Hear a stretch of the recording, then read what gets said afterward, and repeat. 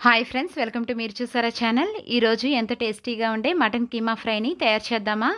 ముందుగా స్టవ్ మీద ఒక పాన్ పెట్టుకొని ఒక 2 టేబుల్ స్పూన్లు ఆయిల్ వేసుకొని ఒక 2 ఉల్లిపాయలని కట్ చేసి వేసుకోండి. దీనిలోనే ఒక 2 పచ్చిమిరపకాయలను కూడా కట్ చేసి వేసుకోవాలి.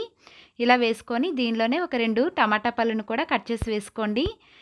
ఇలా వేసుకున్న తర్వాత 1.5 టేబుల్ స్పూన్ల ఉప్పు కూడా వేసుకోండి. ఇలా సాల్ట్ వెంటనే వేయడం వలన అవి మెత్తగా వేయించుకోవచ్చండి, త్వరగా వేగుతాయి. ఇలా ఒకసారి పూర్తిగా కలిపి పెట్టుకొని మూత పెట్టుకొని సిమ్లోనే పెట్టి ఒక 5 నిమిషాల పాటు వేయించుకుంటే ఓపెన్ చేసి చూస్తే ఇలా ఉంటుంది. ఇలా కాస్త వేగిన తర్వాత ఒకసారి పూర్తిగా కలిపి పెట్టుకోవాలండి. ఇలా కలిపి పెట్టుకున్న తర్వాత దీనిలో ఇప్పుడు ధనియాల పొడి వేసుకోవాలి. ఇక్కడ 1 టేబుల్ స్పూన్ వరకు నేను ధనియాల పొడిని వేస్తున్నానండి. ఇలా వేసుకున్న తర్వాత దీనిలోనే 1 టేబుల్ స్పూన్ వరకు మిరియాల పొడి కూడా వేసుకోవాలి. ఇలా వేసుకొని దీనిలో ఒక హాఫ్ టీ స్పూను పసుపు వేసుకోవాలి. 1 టేబుల్ స్పూను అల్లం వెల్లుల్లి పేస్ట్ కూడా వేసుకోవాలి. ఇలా వేసుకొని ఒకసారి పూర్తిగా కలిపి పెట్టుకోవాలండి. సిమ్లోనే పెట్టుకొని బాగా వేయించుకోవాలి. ఇలా వేయించుకున్న తర్వాత దీనిలోనే 1.5 టేబుల్ స్పూన్ల కారం కూడా వేసుకోవాలి. మీరు తినే కారాన్ని బట్టే కారం వేసుకోవచ్చు. పూర్తిగా కలిపి పెట్టుకోండి. ఇందులోనే బాగా కడిగి పెట్టుకున్న మటన్ కీమాను కూడా తీసుకొని వేసుకోవాలి.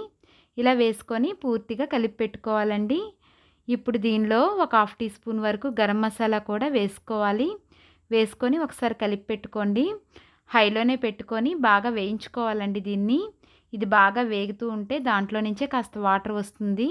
దాంతోపాటు మరొక అర గ్లాస్ వాటర్ కూడా వేసుకొని పూర్తిగా కలిపి పెట్టుకోండి. ఎక్కువ వాటర్ పడదండి, ఎందుకంటే దానిలో నుంచి వచ్చిన వాటర్ మనం వేసిన వాటర్ సరిపోతుంది.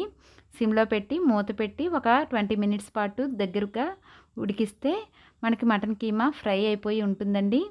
ఒకసారి పూర్తిగా కలిపి పెట్టుకున్న తర్వాత సన్నగా తరిగిన కొత్తిమీరను కూడా వేసుకోండి. ఇలా వేసుకొని ఒకసారి పూర్తిగా కలిపి పెట్టుకోండి.